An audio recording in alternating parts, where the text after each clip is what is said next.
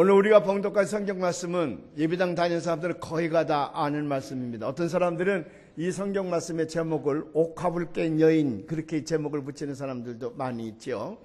어느 날 예수님께서 바리새인 시몬이라는 사람의 집에 초대되어져서 이제 저녁 식사를 하시게 됩니다. 시몬이라는 이름은 유대 나라 사람들이 많이 가지고 있는, 우리기로 말 영희, 순자, 철수 이런 아주 흔한 이름인데, 베드로의 이름도 본래는 시몬이잖아요. 근데 이 시몬 바리새인이 바리새인 가운데의 시몬이란 말이죠. 그가 예수님을 초대했다. 이건 대단한 사건이에요. 당시 유대인들에게는 크게 두 가지 파가 있었는데, 하나는 사두개파, 하나는 바리새파, 이렇게 두 파가 있었는데 둘 간에 서로 원수지간이에요, 사실은. 근데 상당히 율법주의자들이고 경건한 삶을 사는 지도자들입니다. 근데 왜 둘 다 이렇게 원수지간으로 사냐면, 사두개파는 율법사, 학사들이 많이 있어요. 지식인들이 많이 있어. 이 지식인들이 많이 있다 보니까 이 사람들은 로마 정권에 붙어서 이스라엘 다스리는 데에 한 몫을 하는 사람들이죠. 옛날 우리나라도 일본이 우리나라를 침략해서 다스릴 때에 일본 사람들과 야합을 하고 우리나라를 다스렸던 사람들을 우리가 매국노 그렇게 해서 이제 우리가 비판하고 그랬잖아요. 사두개파는 로마 정권과 야합을 하고 이스라엘을 다스리는 집권 세력이었고, 바리새파는 로마를 반대하고 이스라엘 나라의 독립을 추구하는 애국지사들로 모여져 있는데 상당히 보수적인 신앙을 가지고 있는 사람들입니다. 이 바리새파 사람과 사두개 사람은 서로 원수지간인데, 언제 이 사람들이 뜻을 합했냐면 예수님을 십자가에 못 박혀 돌아가시게 할 때에 힘을 합쳐가지고 로마 정권에 이제 고자질을 해서 예수님이 십자가 사형을 받도록 하는 데에는 힘을 합친 사람들이야. 그러니까 못된 짓은 이제 뜻을 같이 하고 좋은 일은 서로 나누어져서 못하는 그런 사람들이죠. 근데 바리새파나 사두개파는 예수님을 적대시했습니다. 예수님을 아주 하찮은 사람으로 보고 창기나 세리들과 더불어서 먹기를 탐하는 그런 사람으로 율법을 지키지 않은 배신자로 여기고 있었을 때입니다. 그때에 바리새파에 속해 있던 이 시몬이라는 사람이 예수님을 자기 집에 초대해서 식사를 대접한다고 하는 건 아주 파격적인 사건이죠. 아주 파격적인 사건입니다. 근데 이 파격적인 사건에 더 큰 파격적인 일들이 벌어졌는데, 예수님께서 식사를 하시고 계시는 동안에 그 동네에서는 죄인으로 소문난 아주 천박한 여자 하나가 향유가 들어있는 옥합을 하나 들고 갑자기 나타난 거예요. 예수님 발 곁에 가서 눈물을 흘리면서 그 눈물로 예수님의 발을 적시우면서 머리털로 그 예수님의 발을 닦았습니다. 그리고는 자기가 가지고 온 이 옥합에 든 향유를 깨서 예수님의 발에 부어 닦아드렸습니다. 어떻게 식사를 하고 계신 예수님 발 곁에 이 여자가 다가갈 수 있었느냐? 우리나라 사람처럼 밥을 먹었다가는 어림 한 푸르치도 없지요. 근데 중동 사람이나 로마 사람 당시에는 이 밥을 먹을 때 지금과는 자세가 달랐습니다. 어떻게 했냐면 반쯤 비스듬하게 누워서 왼팔로는 머리를 이렇게 개고 오른발과 왼발은 저기다 쭉 뻗은 채 여기 이제 무슨 개받치는 게 있죠. 이 받치는 게 있어서, 그래서 오른손으로 밥을 먹을 때거든요. 그러니까 다리를 이렇게 뻗고 있을 때니까 그쪽에 이 여자가 나타나서 그런 일을 행한 거거든요. 이건 있을 수 없는 사건입니다. 더군다나 보통 여자도 그렇게 하기 힘드는데 죄인 중에 죄인이라 그랬잖아요. 무슨 죄를 지었는지는 성경이 언급하지 않습니다. 어떤 사람들은 창기였을 것이다, 창녀였을 것이라 그렇게 얘기를 하는데 성경에는 그가 창녀라는 말을 한 적이 없습니다. 또 그가 도둑질을 했는지 아니면 무슨 강도짓을 했는지 무슨 짓을 했는지 모르지만은 온 동네 사람들이 그 여자는 죄가 많은 여인이야. 그러니까 사람으로 취급하지도 않은 여인이지요. 그런 여자가 그런 일을 하고 있는데도 예수님께서 아무런 반응을 보이시지 않는 거라. 그랬더니 금방 내 바리새파에 있던 시몬이 마음속에 분노를 느끼고 예수님을 하찮은 사람으로 여기면서 비아냥거립니다. 뭐라고 하냐면, 저 여자가 누구인 줄 알았더라면, 저 여자가 죄인인 줄 알았더라면 예수님은 그를 자기 발을 만지도록 허락하지 않았을 것인데, 아마 저 선지자가 아닌 모양이구나. 선지자라면 금방 저 여자가 죄인이라고 할 것인데 죄인인 걸 모르는 거 보니까 선지자가 아닌가 보구나. 속으로 그렇게 생각을 했어요. 그때 예수님께서 그 속마음을 딱 읽으시고 시몬아 내가 네게 할 말이 있다. 예 말씀하시옵소서. 그리고는 두 빚진 자의 예를 드는 거예요. 어떤 사람이 빚을 주었는데 한 사람에게는 500데나리온, 지금으로 말하면 5천만 원쯤 되죠. 또 한 사람에게는 50데나리온, 500만 원쯤 됩니다. 이렇게 두 사람에게 빚을 줬는데 둘 다 돈이 없어 갚지를 못해요. 그래서 주인이 그 둘을 다 용서했습니다. 탕감해 주었어. 이때에 누가 더 고마운 마음을 갖겠느냐, 누가 그 주인을 더 사랑하겠느냐. 그러니까 이 시몬 바리새인이 금방 얘기하죠. 뭐 그 정도 대답 못할 사람이 어디 있어. 많은 돈 500데나리온을 빚진 자가 아마 주인을 더 사랑할 것입니다. 그러니까 예수님께서 내 판단이 옳도다. 그리고 뭐라고 말씀하시느냐, 44절을 한번 다 같이 봉독해 보려고 합니다. 44절부터 48절까지는 말씀인데 한번 봉독하십시다. 그 여자를 돌아보시며 시몬에게 이르시되 이 여자를 보느냐, 내가 네 집에 들어올 때 너는 내게 발 씻을 물도 주지 아니하였으되 이 여자는 눈물로 내 발을 적시고 그 머리털로 닦았으며 너는 내게 입맞추지 아니하였으되 그는 내가 들어올 때로부터 내 발에 입맞추기를 그치지 아니하였으며 너는 내 머리에 감람유도 붓지 아니하였으되 그는 향유를 내 발에 부었느니라. 이러므로 내가 네게 말하노니 그의 많은 죄가 사하여졌도다. 이는 그의 사랑함이 많음이라. 사함을 받은 일이 적은 자는 적게 사랑하느니라. 이에 여자에게 이르시되 네 죄사함을 받았느니라 하시니. 자, 여기 44절의 말씀이 오늘 키포인트거든요. 사함을 받은 일이 적은, 따라서 해봐요. 사함을 받은 일이 적은 자는 적게 사랑하느니라. 예수님께서 바리새인 시몬에게 이 말씀을 하시고 있거든요. 자, 이게 오늘 키포인트인데 많은 사람의 경우에는 이 사건의 주인공이 죄인인 여자, 옥합을 깬 여인이라고 보는 거예요. 여기 세 명의 사람이 등장하는 거잖아. 예수님이 등장하고 옥합을 깬 여인이 등장하고 또 예수님을 초대했던 바리새인 시몬이 등장을 해서 보통 사람들은 다 이건 옥합을 깬 여인이 이 사건의 주인공이라고 생각을 해요. 다들이요. 그런데 성경을 깊이 연구하는 사람들은 아니라는 겁니다. 여기의 주인공은 옥합을 깬 여인이 아니라 여기 주인공은 바리새인 시몬이라는 거예요. 예수님께서는 바리새인 시몬을 우리로 하여금 보게 하도록 하기 위해서 이 사건을 일으키셨다고 말이죠. 왜? 우리 안에는 바리새인 시몬이 자리를 잡고 있다고 말해요. 우리 안에는 바리새인 시몬이 자리를 잡고 있습니다. 이것이 오늘 사건의 중요한 교훈입니다. 그래서 몇 가지만 우리가 교훈을 찾아보려고 하는데, 첫 번째는 뭐냐? 왜 우리가 하나님을 정열적으로 사랑하지 못하느냐? 왜 하나님의 은혜에 대해서 생각만 해도 눈물이 나고 감격하지 못하느냐 하면 우리는 바리새인 시몬의 마음을 가지고 있기 때문에 그렇습니다. 나는 죄가 없다고 생각하는 거예요. 저 사람들만 죄가 있지 나는 죄가 없다고 하는 거야. 저 여자, 온 동네 사람들이 다 아는 저 여자, 저 더러운 여자, 천박한 여자, 저 여자가 죄인이지 나는 죄인이 아니라고 하기 때문에 나는 하나님께 고마운 게 별로 없어. 그 여자는 하나님께 고마움이 많아. 그래서 예수님께서 죄를 용서해 주신다는 말을 듣고 이 여자가 찾아와서 눈물로 예수님 발을 적셨단 말은 눈물을 흘리며 회개했다는 얘기거든요. 그리고는 자기 머리털로 예수님의 발을 닦아드립니다.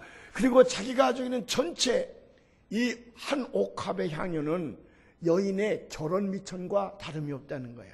그럼 그게 얼마나 비싼가 알 수 있잖아요. 자기의 결혼 미천과 다름이 없는 처녀가 가지고 있는 전체 재산이었습니다.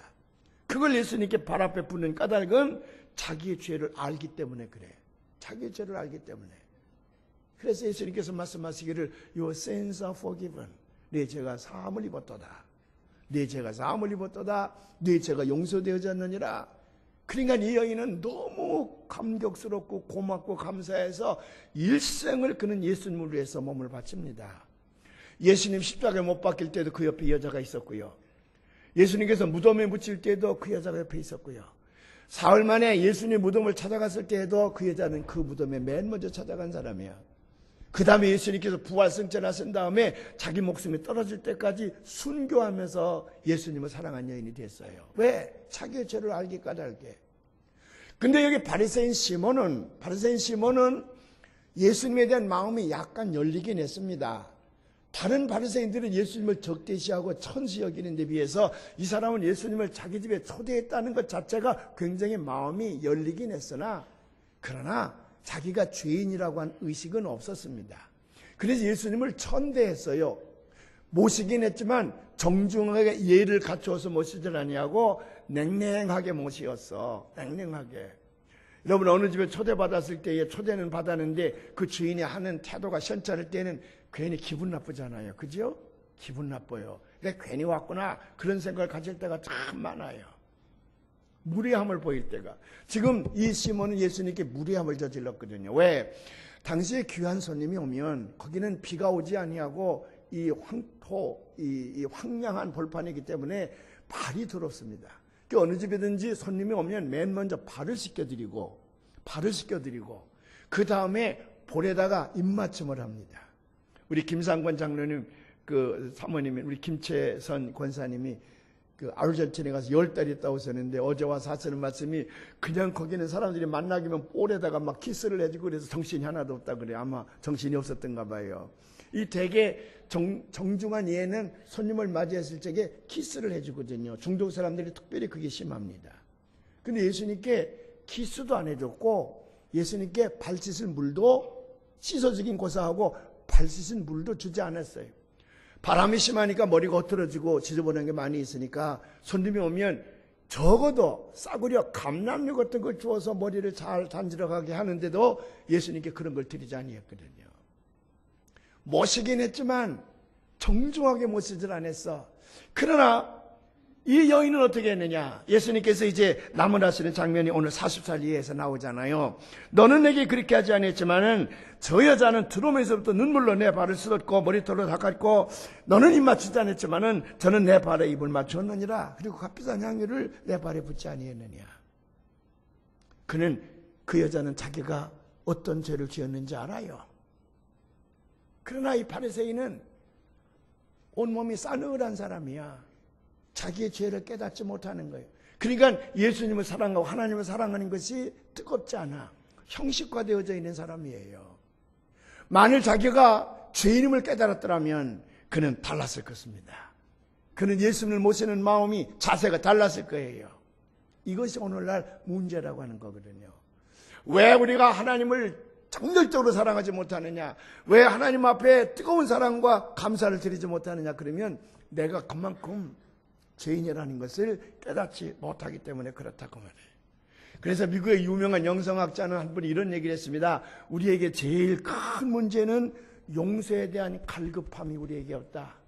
We have never hungered for forgiveness. We have never hungered for forgiveness. 용서에 대한 hunger, 배고픔이 없다. 용서에 대한 갈급함이 없다. 왜? 나는 그만큼 죄를 지었다고 생각하지 않기 때문에 그래요. 나 같은 죄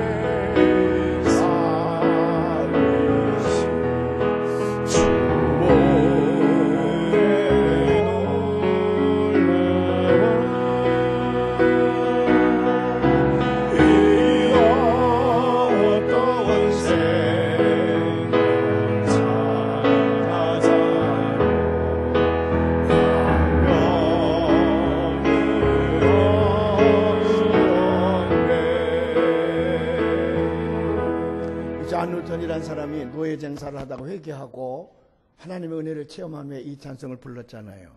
존 뉴턴은 자기가 저 흑인들을 사람으로 여기지 아니하고 말하는 짐승으로 여겼습니다. 그래서 막 그물 가져가서 마구잡이로 잡아다가 영국과 독일 불란서에 팔아먹었어요. 그 돈을 벌었습니다. 말 듣지 않으면 그냥 죽였어. 강아지 하나 죽이듯이 그냥 죽였습니다. 근데 나중에 은혜를 받고 나니까 사람이야. 하나님의 형상을 입은 사람들이었어. 그래서 자기가 크게 뉘우치게 됩니다. 그런 흉악한 죄인임에도 불구하고 자기를 용서하신다고 하는 그 은혜를 입은 다음에 너무 고맙고 감사해서 이 찬송을 만들었어요. 우리도 이 찬송을 그래서 좋아합니다. 상당히 이 찬송을 좋아하는데, 그러나 존 뉴턴이 마음속에 느끼고 있는 그 깊이 속으로 우리가 들어가느냐? 아니에요. 우리는 그냥 형식적으로 곡이 좋고 가사가 좋으니까 그냥 불러 제끼는 거지, 그 감정에 우리가 이입되지 않는다고 말이죠. 그것이 우리의 큰 문제라는 거예요. 왜? 나는 존 뉴턴과 같은 죄를 짓지 않았다고 하는 것 때문에 이 찬송이 가슴에 와 닿지 않은 겁니다.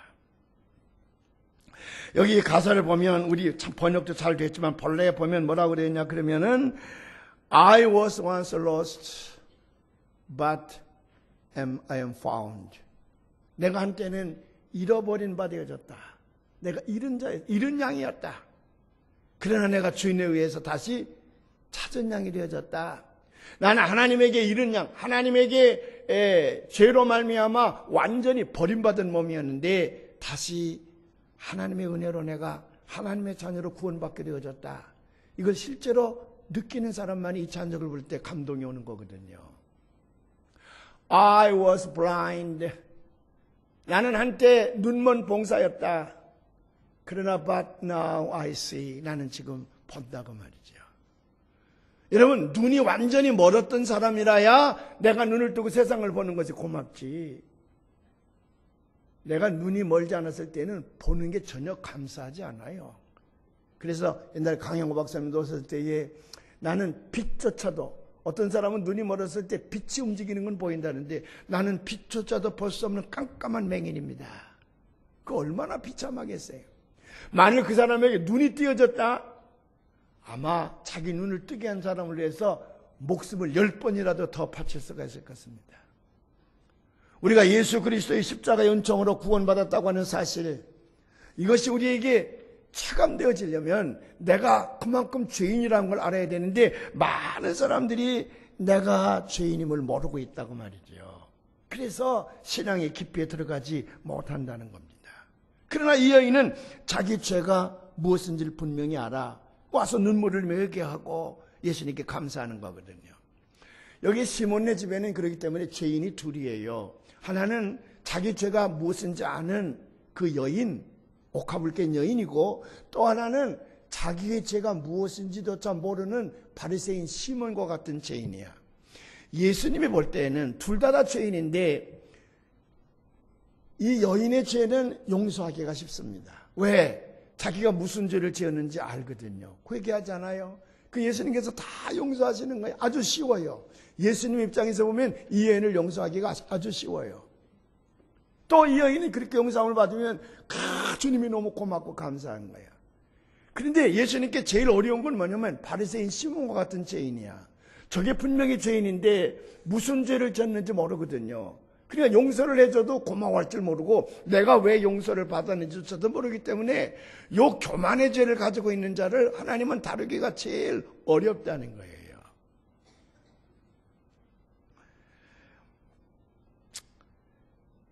그래서 미국의 어느 장로교 목사가요, 신학교를 가짜로 만든 다음에 이제 교회를 찾아서 임주로 부임해 갔답니다.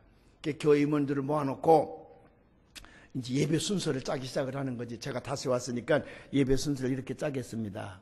자기가 신학교에서 배울 적에는 예배 순서 안에 Confession of Sin, 그 죄의 고백이라고 하는 순서가 분명히 있어야 되는데 그 예배 주보에는 그게 없단 말이죠. 왜 없냐 그랬더니 전임자가 뺐다는 거예요. 그러면 저는 이걸 다시 넣겠습니다. 이거 매우 신학적으로 중요한 것이니 예배 순서에다가 죄의 고백과 사죄의 선을 꼭 넣겠습니다. 그랬더니 교인들이 막 반대를 하는 거예요. 우리는 그딴 거 필요 없다고. 왜? 우리는 별로 회개할 게 없다는 거지요. 그래도 이건 넣어야 됩니다. 안 됩니다. 시강이를 벌립니다. 이 나이 많은 할머니 한 분이 벌떡 일어나더니 병적인 소리를 지르는 거예요. 이봐요! 이봐요! 나는 하나님께 사과할 게 별로 없다고.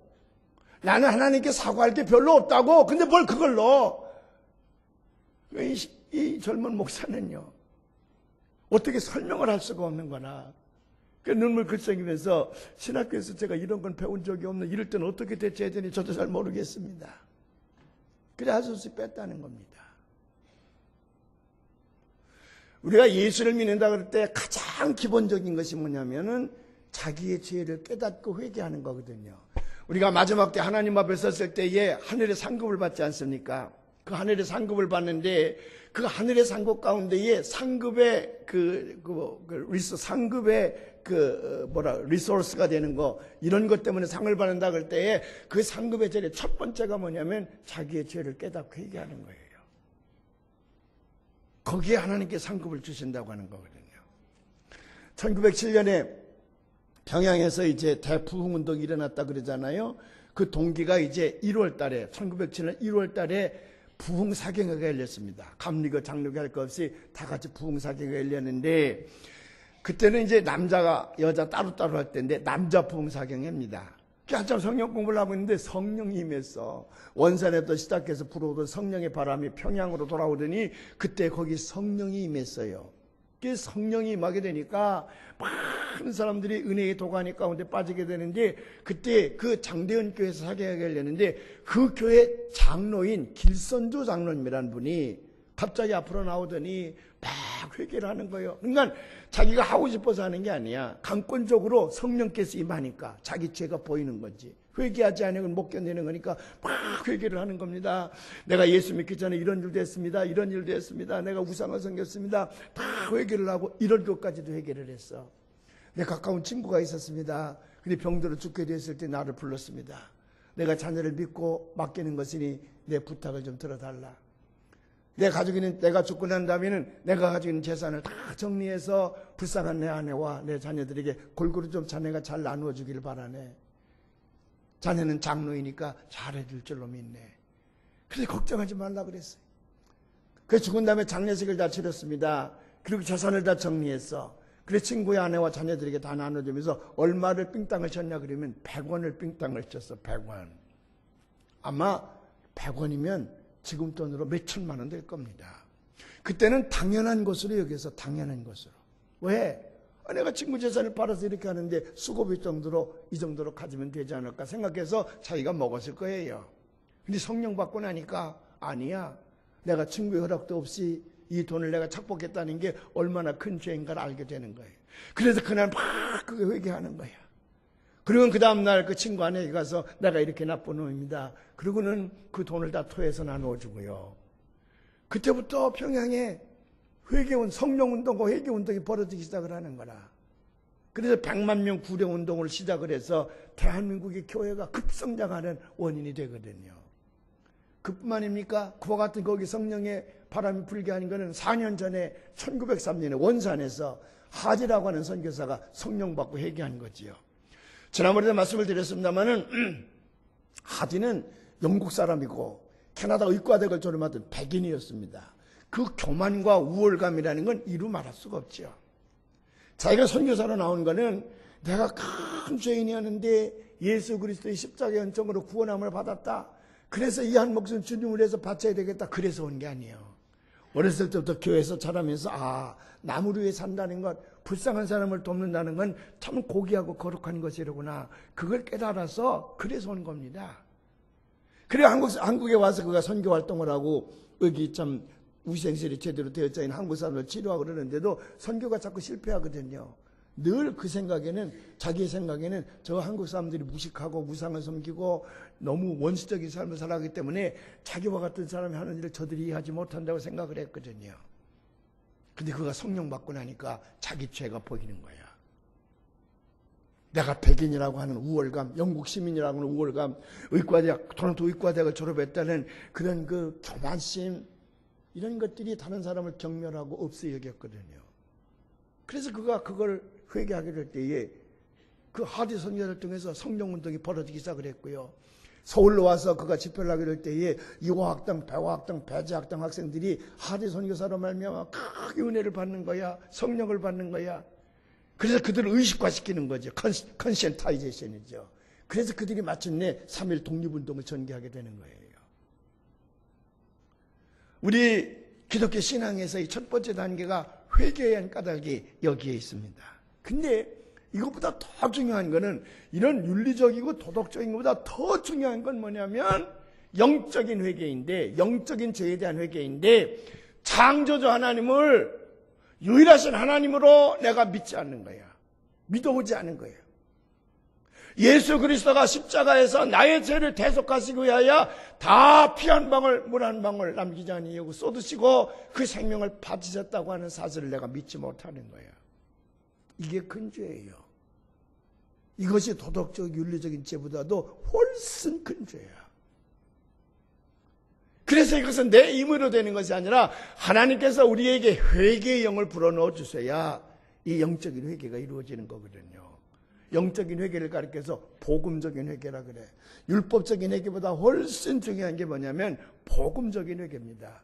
복음적인 회개가 내게 오게 될 때에 그때에 나를 하나님께서 얼마나 사랑하셨는가를 그제서야 깨닫게 된다고 말이죠. 그때에서야 그 하나님 앞에 내 목숨도 바칠 수 있는 믿음의 결단이 오게 되는 겁니다. 그렇기 때문에 사랑하는 여러분 모두가 다 예수 그리스도의 십자가 연총으로 구원받은 하나님의 자녀들인 줄로 믿습니다. 여러분들에게 주어진 잡이 있습니다. 사명이 있습니다. 그건 뭔 줄 아십니까? 다른 사람들을 사랑하고 모든 심판과 정죄는 하나님 앞에 내어 맡기는 거예요. 그것이 오늘 이 사건을 통해서 예수님께서 우리에게 가르쳐 주시고자 하시는 교훈입니다.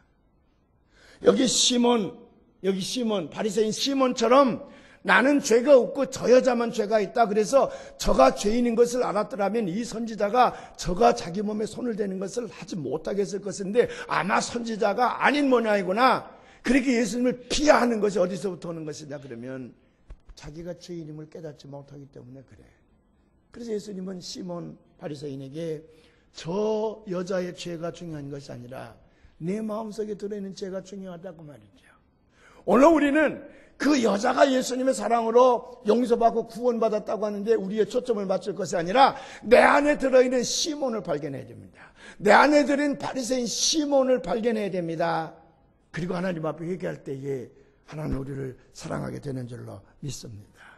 그래서 우리에게 주어진 사명은 남을 사랑하고 이웃을 사랑하고 모든 정죄와 심판은 하나님 앞에 내어 맡기라고 말이지.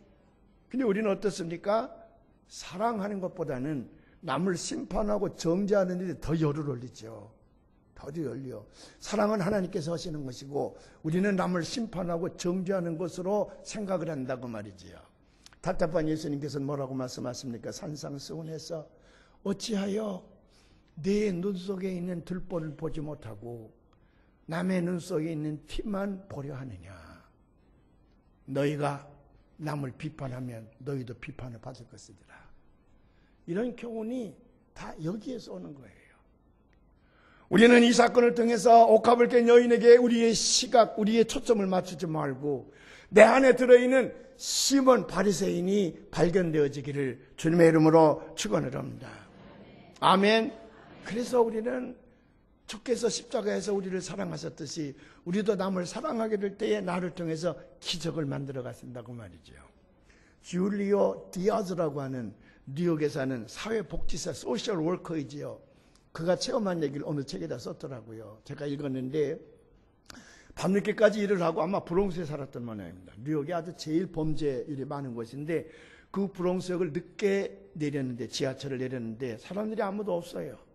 근데 웬 청소년 하나가 자기에게 다가오더랍니다. 저 아이도 늦게 집으로 가는구나 생각하고 계단에 올라가려고 하는데 뒤에다 칼을 갖다 댔습니다. 돈을 내놓으라는 거예요. 꼼짝없이 손을 들고 자기 호주머니에 있는 지갑을 그에게 줬습니다. 이 돈 지갑을 딱 봤더니 그 길로 돌아서서 이제 가는 거지요. 빠른 걸음으로 도망을 하는 겁니다. 그럴 때에 이 디아즈가 소리를 번쩍 지른다. 와이라면은 잠깐만. 너 뭐 잊어버리고 하는 거 있잖아. 너 이거 잊어버렸잖아. 자기는 잊어버린 게 없거든요. 근데 뭐 잊어버리고 간다니까 혹시 자기가 뭐 떨어뜨린 게 있나 돌아서서 뭔데요? 그랬더니 너 돈이 좀 필요한 모양인데 밤새도록 이 일을 하려면 이 추운 날씨에 코트가 필요해. 그러니 내 코트까지 가져가거라. 그리고 자기의 코트를 벗어서 이거 가져가. 나 같으면요. 뭐 칼을 들이대고 돈 달라면 꼼짝없이 손 들고 돈 주겠죠. 뭐 돈 일단 주고 그놈이 저 맞고 가면 도둑이요. 저 도둑놈 잡아라. 난 막 그랬을 거예요. 난 목사인데도 그랬을 거예요. 여러분은 어떻겠습니까? 잠깐만 이봐라. 야 잠깐만. 너 뭐 잊어버리고 하는 거 있어? 너 밤새도록 일을 하고 다니려면 죽을 텐데 감기 걸리면 어떡하냐? 내 코트 가져가거라. 그럴 여유가 우리에게 있을까요? 여러분이 있을지 몰라. 근데 저는 이상해요. 충청도 사람들이요, 말은 좀 느려도 성질은 대단히 빠르고, 그렇기 때문에 아마 저는 볼 것도 없이 도둑이야! 저놈이 도둑 넘어간다! 저 강도! 그렇게 소리 질렀을 거예요. 근데 디아즈는 그렇게 하지 않았어. 그러니까 자기가 전혀 예상치 못한 일이 벌어진 거야. 이 청소년에게는요. 그러니까 그 아저씨를 바라보고, 도대체 당신은 왜 이런 일을 하십니까? 그러니까 괜찮다. 너 아마 돈이 필요한 모양인데 이 코트 가져가거라. 혹시 내가 더 도와줄 일이 있으면 좋겠다. 그러니까 그 청소년 마음이 달라졌지. 배고프지? 나랑 밥 먹지 않으련? 그래 그 친구를 데리고 역 밖으로 나와 자기가 잘 가는 음식점에 앉았답니다. 가서 앉자마자 웨이터도 와서 인사를 하고, 웨이트레스도 와서 인사를 하고, 점장도 와서 인사를 하고, 부엌에 있는 요리사까지도 와서 디아즈에게 인사를 다 했어요. 오셨어요. 그 청소년 아이가, 아니 이 식당 주인이 당신입니까? 물어서 주인인 줄 알았어요. 아니다. 내가 자주 오는 단골 식당이야. 근데 어떻게 모든 사람들 와서 인사를 하십니까? 너 학교에서 배우지 않았니? 모든 사람들에게 다 친절하게 하면 그 모든 사람이 또 내게도 다 친절하게 아니냐? 아이가 말합니다. 학교에서 그런 거 배운다고 해서 배운 대로 되나요? 세상은 그렇지 않아요. 아저씨가 얘기한 대로 그런 세상이 아니에요. 아니다. 그런 세상이 아니니. 그리고는 그 아이랑 대화를 합니다.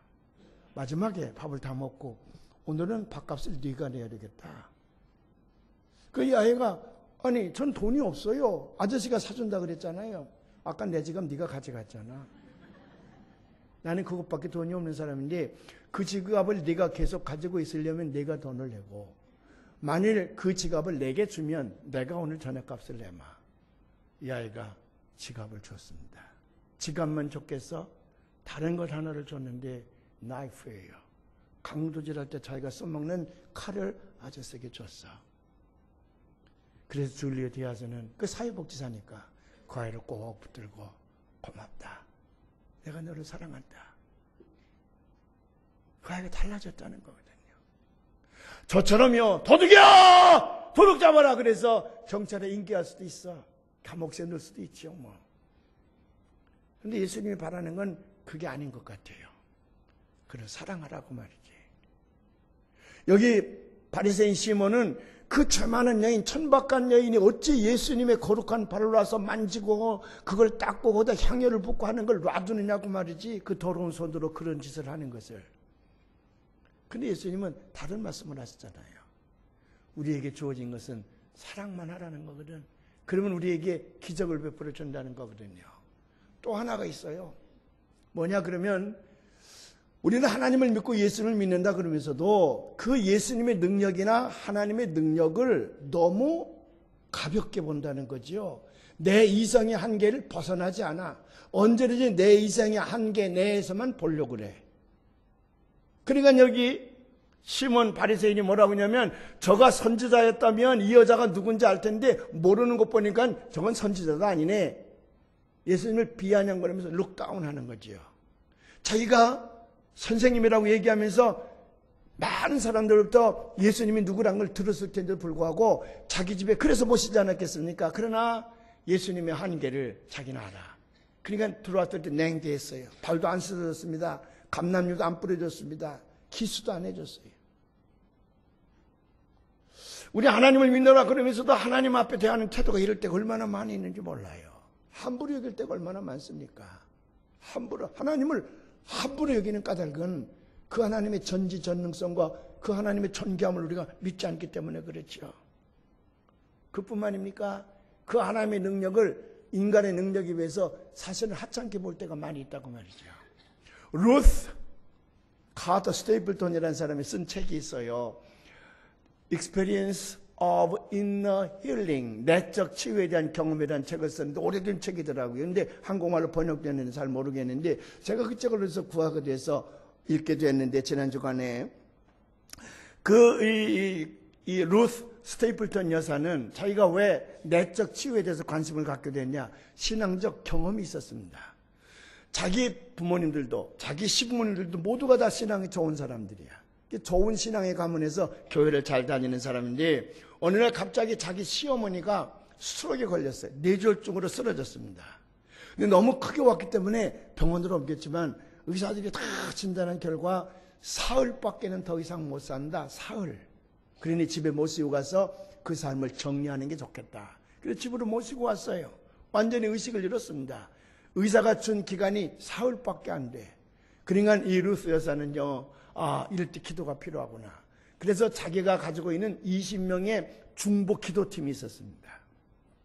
우리 그로 말하면 성령 기도꾼처럼 중보 기도팀이 있었는데 그 중보 기도팀들에게 사발통문을 보내는 거지요. 우리를 위해서 기도해 주십시오. 우리 시아버지를 위해서 기도해 주십시오. 그분은 아내를 잃게 됐습니다. 우리 남편을 위해서 기도해 주십시오. 그분은 어머니를 잃게 됐습니다. 그러니 여러분들이 힘있게 기도해 주십시오. 다 사발통문을 보내서 중보기를 해달라 그랬는데 자기 제자에게서 전화가 왔어요.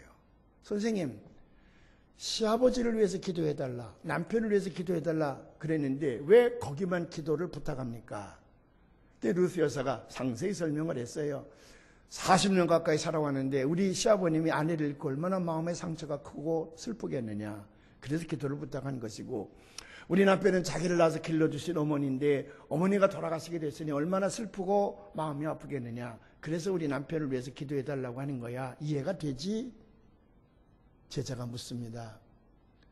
그러면 정작 지금 죽어가는 분은 시어머니이신데 우리 하나님은 살아계신 하나님으로 시어머니를 살릴 수 있는 능력이 있다고는 믿지 않으십니까? 죽은 나사로를 살리셨던 예수님, 나인성 과부의 아들을 살리셨던 예수님이신데 우리 예수님은 죽어가는 사람을 살릴 수 있다고 하는 믿음은 선생님에게는 없습니까? 그때 이 루스 스테이플턴 여사에게는 어떤 전기방망이가 자기를 후려치는 것 같았다는 거예요. 전혀 자기가 생각지 않고 있었던 건데 의사가 당연히 사흘 안으로 죽을 것이라고 그랬으니까 당연한 것으로 받아들여서, 그래서 오히려 불쌍한 시아버지와 남편을 위해서 기도해달라고 그랬는데 어린 제자가 자기를 전기방망이로 후려치는 것 같아서 깜짝 놀랐어요. 불이 번쩍 나면서요, 내가 지금 못하고 있는 건가? 내가 믿는 하나님은 죽은 자를 살려내는 능력이 있는 분으로 내가 믿고 있지 않구나. 그러니까 하나님 앞에 산 자를 위해서만 내가 기도하는 것이지 죽어가는 어머니를 위해서 내가 기도하지 않고 있구나. 내 믿음이 이렇게 적었구나. 내가 믿는 하나님을 내가 이렇게 룩다운 시키고 있었구나. 그거 회개하고요, 즉시 사발통문을 돌렸다는 거야. 아까 내가 말한 거 취소합니다. 우리 시어머니를 위해서 기도해 주시오. 우리 시어머니가 의사는 사흘 만에 죽는다 그랬으나, 사흘 안에 죽는다 그랬으나 여러분들이 기도하시면 우리 시어머님이 살아날 줄로 믿습니다. Nothing is impossible with God. 하나님이 함께 하시면 능치 못할 일이 없을 것이니 내가 믿는 하나님은 산자의 하나님이요 죽어가는 자를 살려내는 하나님인데 내가 잘못했습니다. 기도해 주십시오. 그랬더니 중보기도분들이 기도하자고 열렬하게 기도하는데 안 돌아가셨습니다. 점진적으로 의식이 깨어나기 시작을 하더니 2년 만에 그는 자기가 스스로 차를 몰고 다니면서 자기 인생을 즐겁게 살아갈 수 있는 만큼 희생이 됐다는 거야. 그걸 보고 내 믿음이 적었음을 회개하고 그가 인너 힐링, 내적 치유에 대한 운동을 하기 시작을 했다는 거거든요. 우리도 가끔 그렇지 않습니까? 하나님을 믿노라 그러는데도 사실 우리 마음속에는 그 하나님의 능력을 의지하기보다는 사람을 더 의지하게 되고, 사람이 포기할 때에 나도 자연적으로 포기하는 그런 작은 믿음이 우리에게 있지 않나요? 눈 감읍시다. 오른손을 높여줍시다. 하나님의 영이 다같이 나를 만지시네. 하나님의 영이 나를 만지시네. 하나님의 영이 나를 만지시네. 내 영혼 만지시 다시 한번. 하나님의 영이 나를 치유하네. 나를 치유하네. 하나님의 영이 나를 치유하네. 하나님의 영이 나를 치유하네. 내 영혼 치유하나. 다시 한번 하나님의 영이 나를 살리시네. 나를 살리시네.